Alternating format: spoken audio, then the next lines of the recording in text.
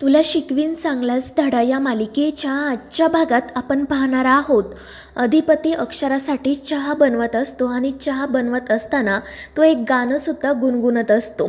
त्याच वेळी चारुहास सर पाणी पिण्यासाठी किचनमध्ये येतात. मात्र अधिपतींचं त्यांच्याकडे लक्ष नसतं. तो आपला एकटाच गाणं गुणगुणत असतो. मात्र जेव्हा तो चारुहास सरांना बघतो तेव्हा तो गप्प बसतो. तर चारुहास सर त्याला विचारतात की काय झालं, तू छान गाणं गुणगुणत होता, मग अचानक शांत का झाला? त्यावर अधिपती काही नाही असं म्हणत त्याचं काम करायला सुरुवात करतो. आणि मग त्यानंतर तो चारुहास सरांना देखील विचारतो की तुम्हाला चहा हवा आहे का? त्यावर ते म्हणतात की तुझ्या हातचा चालेल मला. आणि त्यावर अधिपती त्यांनाही चहा देतो. त्यामुळे चारुहास सर खूप खुश होतात आणि मग ते अधिपतीला सांगतात की तू खरंच खूप छान गाणं गुणगुणत होता. खरं तर तू गाणं शिकायला हवं. मात्र अधिपती म्हणतो की गाणं वगैरे शिकणं आपल्याला जमणार नाही आणि मग तो अक्षरासाठी चहा घेऊन तेथून निघून जातो. तर चारुहास सर अधिपतीच्या हातचा चहा पीत खूपच खुश होतात. दुसरीकडे आजी अक्षराकडून माहिती काढण्यासाठी तिच्या खोलीत जाते. अक्षराच्या पायाला लागलेलं असतं आणि ते बघून ती काळजीत पडते. पण अक्षरा तिला सांगते की जास्त काही नाही, होईल मी बरी. त्यानंतर मग आजी तिला म्हणतात की तुझं तर कौतुकच करायला हवं, कारण फक्त तुझ्यामुळे इतक्या वर्षांमध्ये जे घडलं नाही ते काल या घरात घडलं. त्यावर अक्षरा विचारते आजी तुम्ही नेमक्या कशाबद्दल बोलताय? आणि त्यावर आजी म्हणते की अगं काल जावई बापूंनी भुवीची माफी मागितली ना, त्याबद्दल. आणि खरं तर हे सगळं काही फक्त तुझ्यामुळे शक्य झालं. त्यावर अक्षरा म्हणते की आजी मी खरंच काही केलं नाही. बाबांना स्वतःला मनापासून असं वाटलं आणि त्याचमुळे त्यांनी मॅडमची माफी मागितली. मात्र त्या दोघींचं हे बोलणं सुरू असतानाच अधिपती त्या ठिकाणी येतो आणि अधिपतीला बघून तर आजी घाबरतातच. त्याच्या पुढे सुनबाईला कसं काय विचारायचं असा त्यांना प्रश्न पडतो. त्यामुळे त्या काही बोलत नाही. आणि मग अधिपती त्यांना विचारतो की तुझ्यासाठी सुद्धा चहा घेऊन येऊ का? मात्र त्या म्हणतात की नाही, मी आत्ताच भुवीसोबत चहा पिले. आणि मग त्यानंतर त्या पटकन तेथून निघून जातात. तर अधिपती अक्षराला चहाचा कप देत म्हणतो की आता माझ्या हातचा चहा प्या आणि सांगा की 1 ते 10 मध्ये तुम्ही मला किती नंबर देणार? आणि मग अक्षरा आनंदाने त्याच्या हातचा चहा पीत सांगते की पैकीच्या पैकी. आणि ते ऐकून अधिपती खूपच खुश होतो. तर अक्षरा त्याचं कौतुक करत म्हणत असते की खरंच तुम्ही खूप छान चहा बनवलाय. त्यावर अधिपती म्हणतो मग आता आपण अमृत तुल्यच टाकू. तर अक्षरा म्हणते काही हरकत नाही, आपल्याकडे सेंद्रिय गूळसुद्धा आहे आणि तुम्ही तर छान चहासुद्धा बनवता.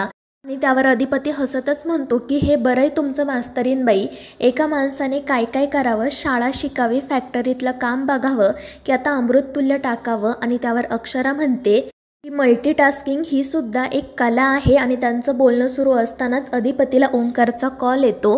मुंबईवरून काही लोक मीटिंगसाठी येणार असतात. त्यामुळे मग अधिपती अक्षराचा निरोप घेऊन लगेच फॅक्टरीत जाण्यासाठी निघतो. दुसरीकडे दुर्गी भुवनेश्वरीकडे जाते. ती भुवनेश्वरीला विचारत असते की आत्याने काही माहिती काढून आणली की नाही, तुला मास्तरीणबाईंबद्दल आणि मोठ्या मालकांबद्दल काही कळलं की नाही? त्यावर भुवनेश्वरी म्हणते की अगं दुर्गे, आईचं वय तरी बघ, तिला वेळ लागणारच ना. आणि त्याचवेळी आजी त्या ठिकाणी येतात. त्या खूपच घाबरलेल्या असतात. त्यामुळे मग दुर्गी त्यांना पाणी देते. तर भुवनेश्वरी त्यांना शांतपणे बसायला सांगते आणि मग ती आजीला नेमकं काय झालं ते विचारते. त्यावर आजी तिला घडलेला सगळा प्रकार सांगत म्हणते मी सुनबाईसोबत बोलायला गेले होते, पण अचानक तिथे अधिपती आला. त्याच्यासमोर मला काही बोलताच आलं नाही. जर मी काही विचारलं असतं तर त्याला संशय आला असताना, म्हणून मग मी लगेच तेथून निघून आले आणि याच कारणामुळे मी घाबरले सुद्धा. आणि त्यावर भुवनेश्वरी तिला शांत करत म्हणते की आई, घाबरण्याची काहीच गरज नाही आहे. तू प्लीज घाबरू नको, कारण जर तू घाबरली तर ते तुझ्या चेहऱ्यावर दिसेल आणि समोरच्याला संशय येईल. त्यामुळे तू शांत हो आणि तुला जमेल तसं काम कर. आणि त्यावर आजी हो म्हणतात. दुसरीकडे अधिपती फॅक्टरीत जातो. त्यावेळी ओंकार त्याला प्रोजेक्टमधील काही महत्त्वाचे मुद्दे समजावून सांगत असतो आणि मग अधिपतीसुद्धा स्वतःहून त्या सगळ्या मुद्द्यांचा अभ्यास करतो. तो ओंकारला म्हणतो की भावा, आता तू काही काळजीच करू नको, इंग्रजीमुळे आपलं काही अडणार नाही आणि आता चवसुद्धा जाणार नाही. मास्तरीणबाईंनी मला शिकवायचा विडा उचलला आहे ना, मग मी सुद्धा शिकणारच. आणि ते ऐकून ओंकार खूप खुश होतो. दुसरीकडे चारुहास सरांनी चारुलता मॅडमची साडी, बांगड्या, त्यांची अनेक पुस्तकं हे सगळं काही बाहेर काढलेलं असतं. आणि मग त्यानंतर ते चारुलता मॅडमची डायरी वाचत असतात। त्या डायरीमध्ये त्यांनी छान भावगीतं लिहिलेली असतात आणि ती डायरी वाचून चारुहास सर खूपच खुश होतात आणि मग तितक्यात अक्षरा त्यांच्यासाठी चहा घेऊन त्या ठिकाणी येते। बेडवर असणारं हे सगळं सामान बघून तिला आश्चर्य वाटतं। ती विचारते की बाबा हे काय आहे? त्यावर चारुहास सर तिला सांगतात की हे सगळं सामान चारुलताचं आहे आणि हे बघ तिची डायरी, त्यात तिने स्वतः लिहिलेली भावगीतं आहेत। आणि मग अक्षरासुद्धा ते बघते। चारुलता मॅडमचं अक्षर बघून तर ती खूपच खुश होते। तर चारुहास सर तिला सांगत असतात की चारुलता खूप छान गाणं गायची, खरं तर मी आधी तिच्या आवाजाच्याच प्रेमात पडलो आणि मग तिच्या प्रेमात पडलो। आणि मग ते अक्षराला हे सुद्धा सांगतात की तिने अधिपतीवर गाण्याचे सुद्धा खूप छान संस्कार केले होते।